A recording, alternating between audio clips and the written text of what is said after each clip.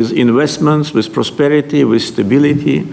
You know, Azerbaijan and Armenia, we became independent at the same time as a result of the collapse of the Soviet Union. But at that time already, we were at war.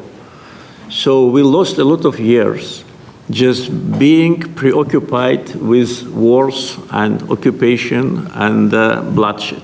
So today, historic day, also is because we bring peace. President Trump brings peace to Caucasus, and we're grateful for that.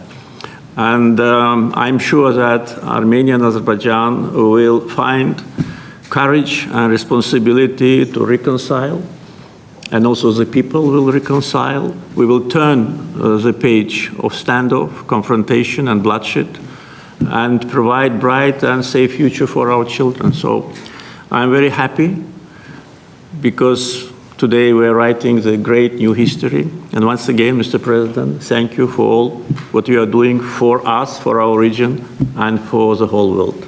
Thank you very much. Thank you.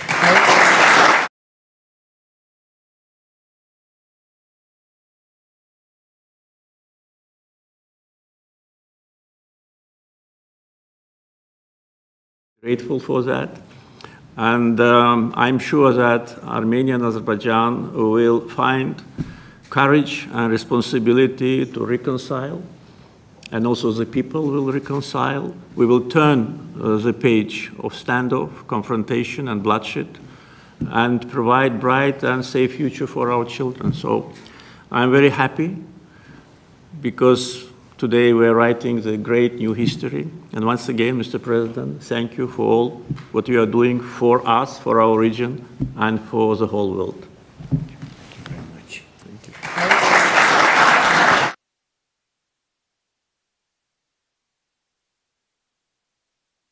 Great leaders. How long have you been in the leadership position? 22 years. 22 years. Yeah. That's pretty good. That means he's tough and smart. And it's an amazing part of the world. Congratulations. Thank what you. a great honor to be involved. Thank you very much. Please. Thank you, Mr. President, ladies and gentlemen. Today we have reached a significant milestone in Armenia-Azerbaijani relations.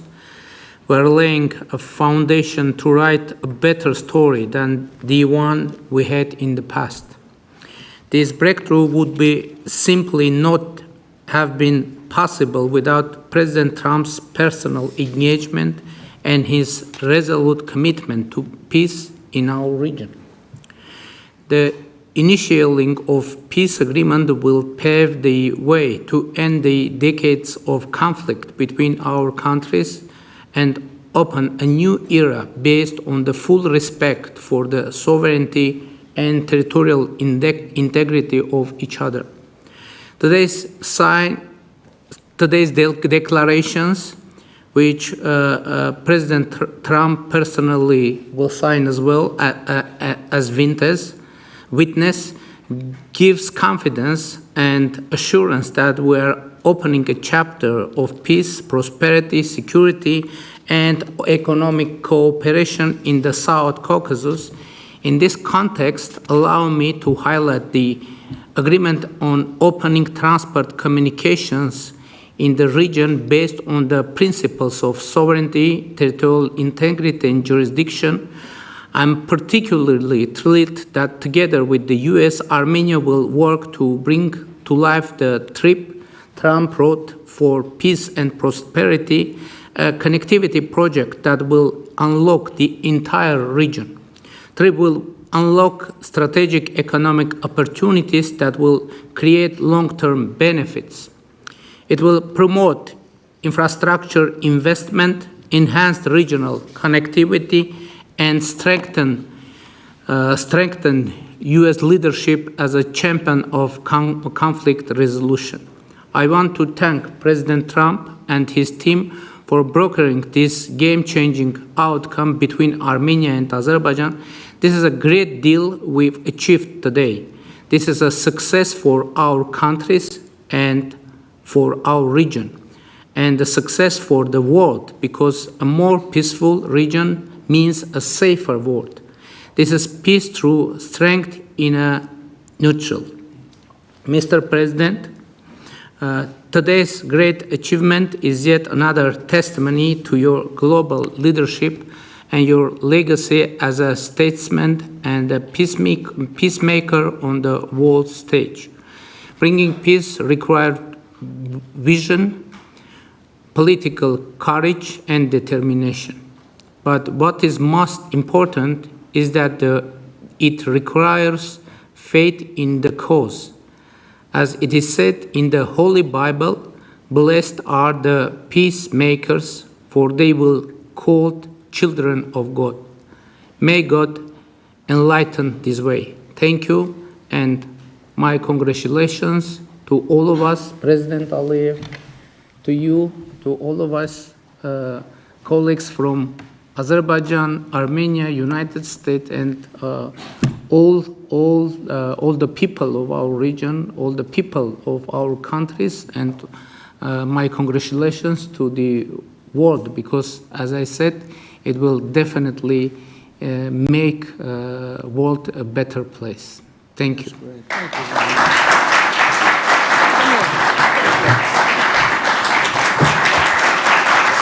President of the United States, the President of the Republic of Azerbaijan, and the Prime Minister of the Republic of Armenia will now sign the joint declaration on the outcomes of the Trump Route for International Peace and Prosperity Summit. That's really They will beautiful. sign 3 copies in English. The President of the United States signs as a witness to the President of the Republic of Azerbaijan and the Prime Minister of the Republic of Armenia, affirming their path to peace, stability, and prosperity. We kindly ask that all guests remain seated for the signing of the documents.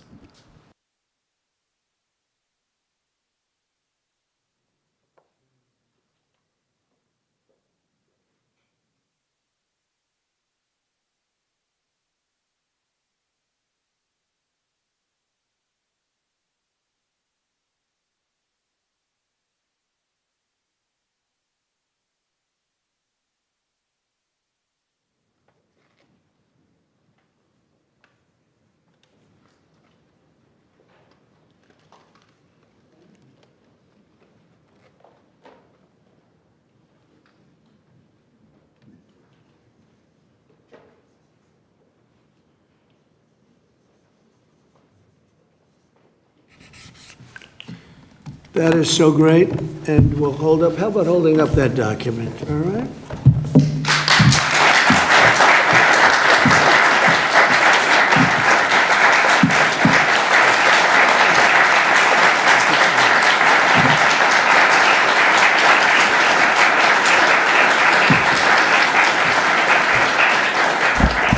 Well, thank you. This is really a big day, and we have some other big announcements, but I didn't want to make them because I don't want to do anything that could even, in a little way, overshadow what's taken place today. 35 years of death and hatred, and now it's going to be love and respect and success together.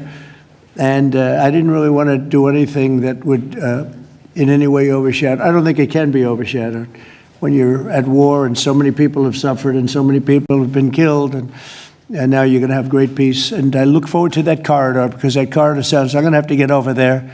I'll bring Senator Daines with me, and we're going to have to get over there, Steve. So, but this is a really great achievement, and I congratulate you. You're 2 incredible leaders. You're going to go down in history. And I've read the whole thing about how long it took, and you thought you were there and people let you down, and sometimes you probably let people down. Maybe, I don't know how it works, but that's the way it usually does. But this is something that is very, very special. So I don't want to get in the way of it at all, but we'll take a few questions, maybe at least slightly related, but we have some other things to announce later on in the day. Peter, please. Related, just because you mentioned the elusive peace in Ukraine.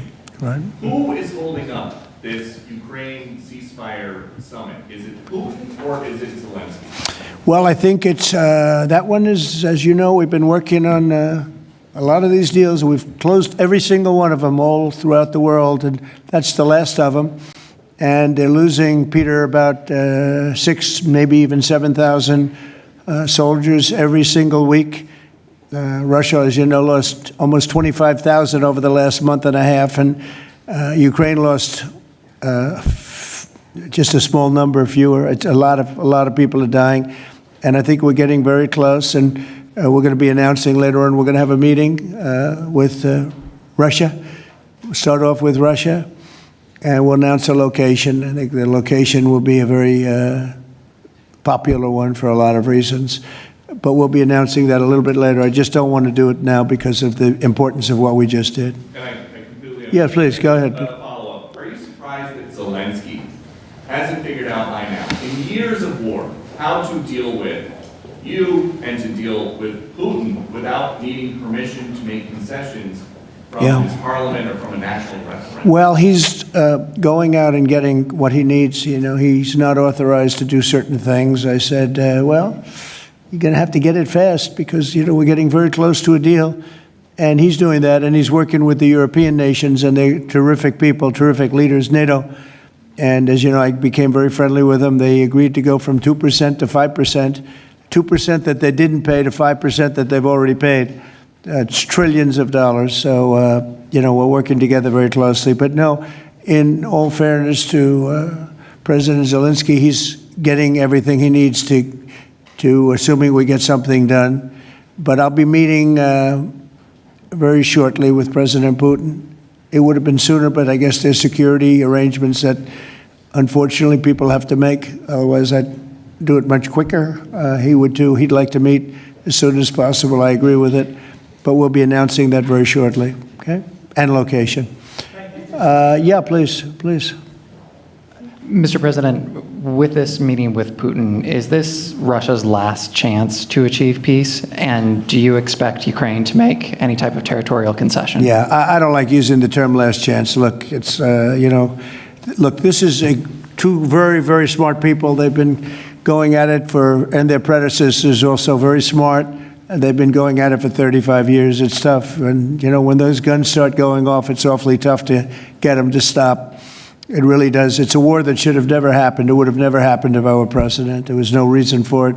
So many people are killed, so much cultural destruction. You look at those magnificent towers, the most beautiful in the world. You know, the spires were considered the most beautiful in the world. They're all in a million pieces laying on the ground, all obliterated, knocked into a million pieces. So sad. But millions of people have died. And very, very much set in their ways. A lot of people were set in their ways, but I think we're getting close. I mean, this was not my war. This was Biden's war. But the European Union has been great. As you know, they're purchasing equipment from us. They have a lot of money, and they're spending a lot of money on buying equipment. We're not spending money, but we are supplying them equipment. They're paying for it. And I think, you know, that a lot of things happened recently that would make this go forward. I'm not going to mention anything having to do with India, but maybe that had an impact. But what really had an impact was NATO has stepped up in terms of their spending on buying military equipment.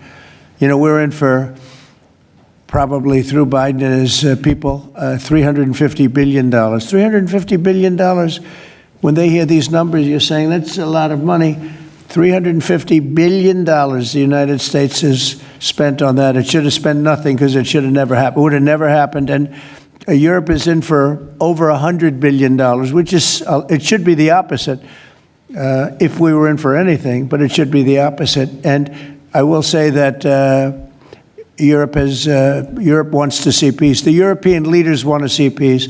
President Putin, I believe, wants to see peace, and Zelensky wants to see peace. Now, President Zelensky has to get all of his everything he needs because he's going to have to get ready to sign something, and I think he is working hard to get that done. Will Zelensky have to give up territory, Mr. President? Well, you're looking at territory that's been fought over for 3.5 years with, you know, a lot of Russians have died, a lot of Ukrainians have died. So we're looking at that, but we're actually looking to get some back. And some swapping. It's complicated. It's actually nothing easy. It's very complicated, but we're going to get some back. We're going to get some switched. There'll be some swapping of territories to the betterment of both. And but we'll be talking about that either later or tomorrow or whatever. Yeah, please. Say it. If I could ask a question of your guests and also of you. Yeah. Of the guests, will the Armenians from Nagorno-Karabakh be allowed to return? And also, do you have any thoughts on the talk about President Trump winning the Nobel Peace Prize? And for President Trump, you're working on resolving 2 other major conflicts. In Gaza, you've spoke of resettling the Gazans. The country of Somaliland has expressed potential interest if you were to diplomatically recognize their independence. Are you inclined to do so? And also, did President Putin present an award to Mr. Witkoff during their recent visit? He likes Mr. Witkoff, I can tell you that. That's true. Please, go ahead. I think President Trump deserved to have a Nobel Peace Prize, and we will defend that, and we will promote for that, and that's obvious. So, and today's event, I think, is a very bright expression of that, and hopefully you will invite us to Front row. You'll be front row. yeah. Thank you very much. We are in favor. Thank you. Thank you. Can I have a suggestion? Yes. So maybe we agree with Prime Minister Pashinyan to send a joint appeal to Nobel Committee to award President Trump with the Nobel Peace Prize, because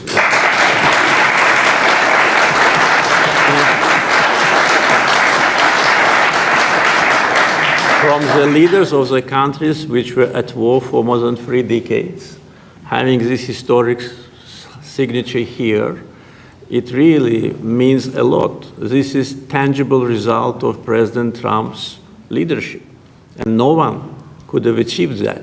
There have been many presidents here since beginning of 90s, and the so-called Minsk process, which, by the way, today we put an end to with my Armenian colleague, started in 1992.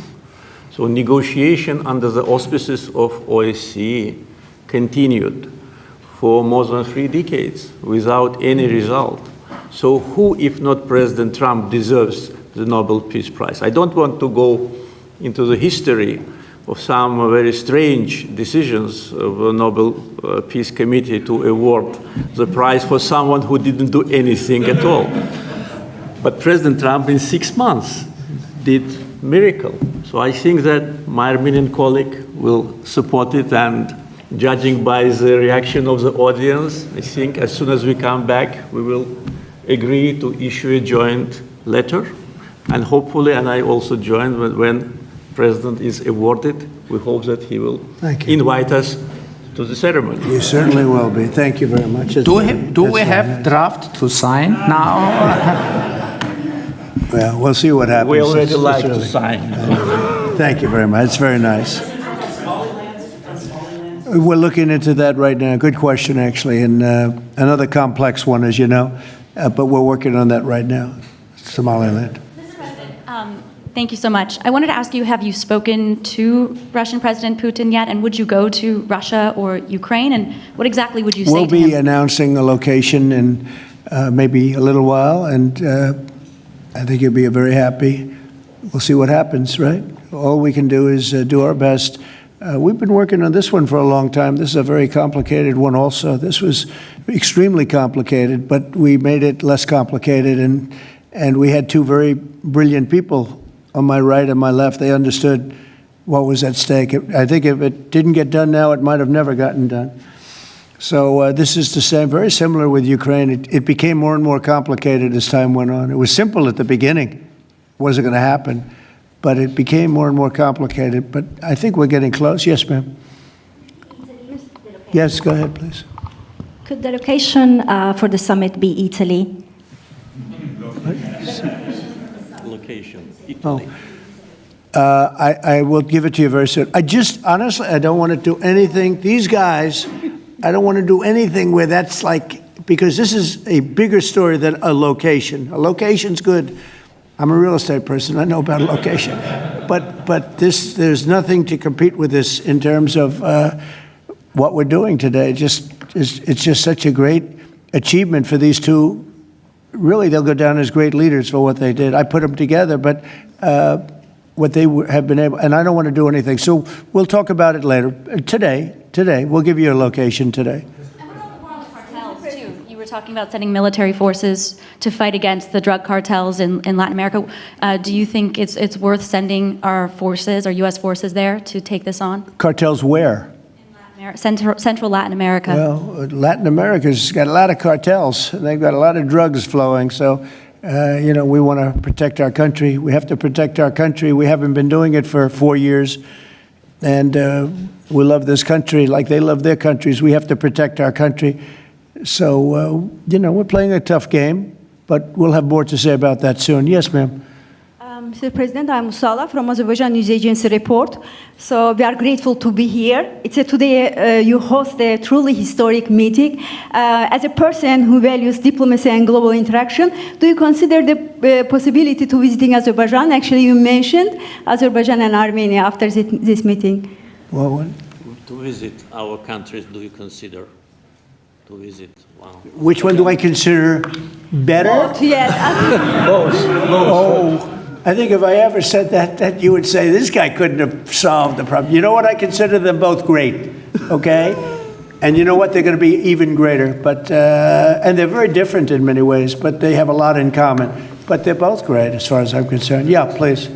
It's an interesting question, right? That would have been a hell of an answer if I said, well, I think I like this one or that one. No, we don't do that. Go ahead, please. Mr. President, first of all, thank you for bringing peace to South Caucasus, something that no one has been able to achieve in 35 years. Thank you. That's number one. We also noticed that you think highly of the commitments that the sides have taken on and assumed.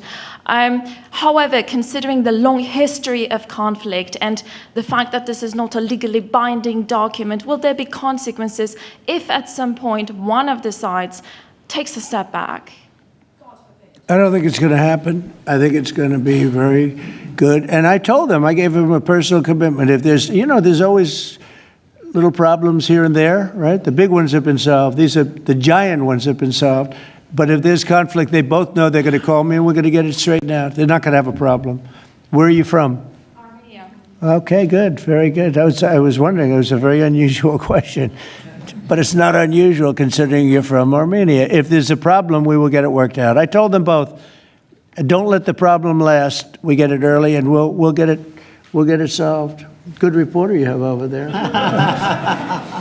Okay? Can I Yes, add? please. Can I add? Yeah. First of all, I'd like to say that today we initialed the peace deal, which was in the process of negotiations for quite a while. The fact that it is initialed here, in the capital #1 of the world, in the office #1 of the world, and in front of the great President of the United States, means that there should be no doubts and no suspicions that any of the sides would step back. If any of us, Prime Minister Pashinyan or myself, had in mind to step back, we wouldn't have come here. So you can be absolutely sure, as well as Azerbaijani community, that what has happened today will result in peace, long-lasting peace, eternal peace in the Caucasus. That's a very nice statement. I'm sorry. Fully agree and nothing to add. That's a very nice two statements, but that's a beautifully stated statement. Let's go. A couple of more. Yeah, please. Mr. President, many in the South Caucasus have pinned the blame on your predecessor, Joe Biden, and his Secretary of State, Antony Blinken, for obstacles in America's bilateral relations with Azerbaijan and peace in that part of the world. How important is it to you to elevate your country's partnership and your administration's partnership with Azerbaijan, with Armenia, and how important is this for your legacy? Well, to me, it's very important, but it's, I know the history of what was going on because I do a lot of reading, and they've been at a vicious, they've had a very contentious relationship for a long time. It's war. Most of the time was war. And so to get it done, they're great people. I know a lot of people from Armenia. I know a lot of people from both countries. And they're incredible people, and it shouldn't happen what has happened. I wish we could have been here sooner, you know, if the election were different. I'm going to be nice today. I'm not going to be controversial and say the election was rigged. I would have had this thing solved 4 years sooner. But the truth is, that's right. If the election weren't rigged, I would have been here 4 years sooner. We would have signed the same agreement 4 years sooner. But it didn't happen, and the Biden administration did really very little, actually nothing, to get it done. But they did nothing to get really anything done. It was this country was in very serious shape. And I say it over and over again. I met all the leaders of NATO. I went, as you know, to the Middle East. I was with the King of Saudi Arabia, the leaders of great countries, right? Qatar and UAE and others in the Middle East. And everyone essentially said the same thing. We had a dead country 1 year ago. We had a dead country. Our country was dying. And now we have the hottest country anywhere in the world. It's not even close. We have the hottest country in the world. And it's an honor to use that, if you call it power or respect or whatever it is, to settle wars like we have right here to my left and my right. And these two guys are very smart. I got to know them, and they're very smart. They're not going to, I don't think they're going to ever have to bother with me. They may call me just to bug me a little bit. Let me put them to a test, and they'll call because they like to call me. But they're not going to have any problem. We have a very comprehensive agreement. It's a peace agreement. And this isn't ceasefire. This isn't we'll hold off. This is a peace agreement. And they're going to end up doing a lot of business with each other. They're going to do a lot of business with the United States. And I'm going to always remember, at least during the time that I'm here, I'm going to remember how smart they were, how good they were. And when it comes to trade and other things, we're going to always go 100% out. We'll go out of our way to make sure it comes out good for them. They did an amazingly good thing and a very brave thing. It's a very complicated part of the world they come from, very tough part of the world. It's a tough, but smart part of the world. Smart, tough people, and great wealth, great energy wealth. I was talking to Chris, and you were saying in terms of wealth, it's enormous wealth. But wealth doesn't often solve problems. It takes other things. But they're amazing, two amazing leaders, and it's an honor to be associated with them. How about we'll do one more, please? Thank you, Mr. President. Your gut instincts have always done well in terms of business and in terms of politics. What does your gut tell you as it relates to the possibility of an event like this in the next few weeks, the next few months, in which you have President Putin on one side and President Zelensky on your other side?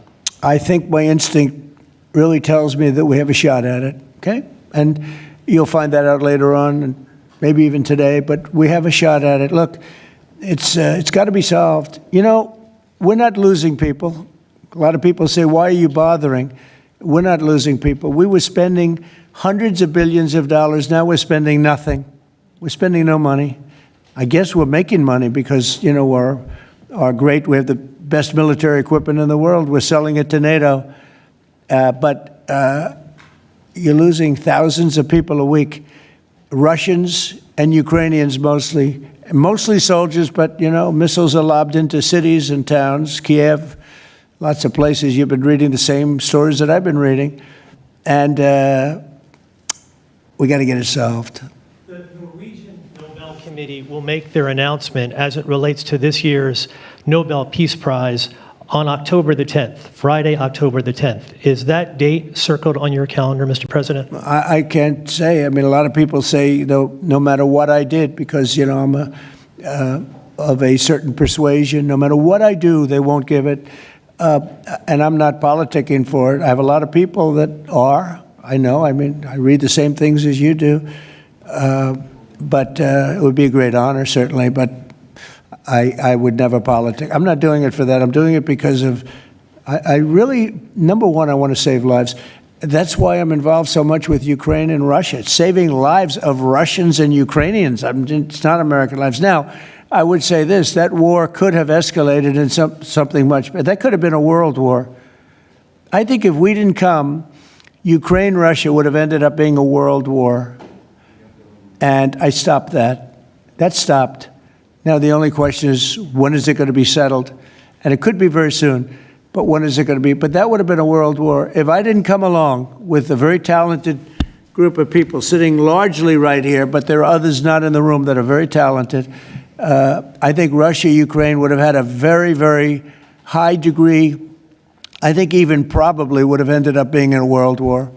Your predecessor. I don't think people talk about that now because they don't see it anymore, but we've brought it down a long way. But that was getting to a point. When I first came in, I said, wow, this thing is really bad. And it could have escalated to a level that you people would have been very unhappy with. Yeah. Your predecessor, Mr. President, President Ronald Reagan, had a phrase as it relates to dealing with the then Soviet Union and also Mikhail Gorbachev. The phrase was trust but verify. Do you subscribe to that same view as it relates to Mr. Putin and Russia? Well, I do, relating to everybody. I mean, not just President Putin, but also people and leaders that I deal with. Look, I'm dealing with trade. And some of the worst deals we made, some of the worst trade deals we have, I talk about friend and foe, right? Friend and foe, two interesting words. Some of our worst trade deals were not with the foe, they were with the friends. Our friends were just killing us on trade. Not anymore. Not anymore. We're taking in trillions of dollars, and we're respected, and we're settling, through trade, even a little bit here, less here than on some, but through trade, I got things settled. With India, Pakistan, I think it was trade more than any other reason. That's how I got involved. I said, I don't want to be dealing with countries that are trying to blow up themselves and maybe the world. They're nuclear nations. That was a big one. Getting that one settled, I think you'd agree, that was a big one. And they were going at it, they were shooting airplanes out of the sky. 5 or 6 planes got shot down in their last little skirmish, and then it was going to escalate from there. And that could have gotten to be very, very bad. No, I want to save a lot of lives. I love saving lives. That's what it's about. And when you save lives, you really end up having a peaceful world. Usually that ends up pretty well. I want to thank everybody, but in particular these two great leaders for having the courage to do what they did today, and they're going to go down in the history books. And it's a great honor to be involved. Thank you very much.